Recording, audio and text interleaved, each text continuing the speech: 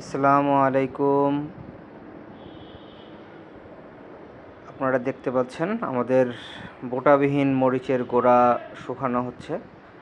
মরিচটা অর্থাৎ বোটাবিহীন মরিচের যে গুঁড়াটা আমরা প্রস্তুত করি সেইটা আমরা যে ধরনের মরিচ থেকে আসলে করি, এখানে দেখতে পাচ্ছেন প্রত্যেকটা মরিচ সেম সাইজ এবং প্রত্যেকটা মরিচের কালার একরকম।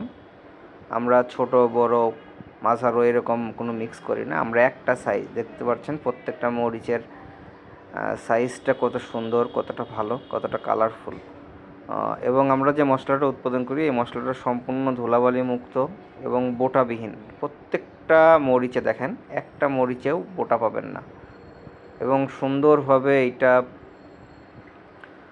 শুকানোর পরে এইটা আমরা ক্র্যাশিং করার পরে এটা চালনি দিয়ে চেলে একদম মিহি গুঁড়া যেটা থাকবে সেটাই আমরা আপনাদের কাছে পৌঁছাবো।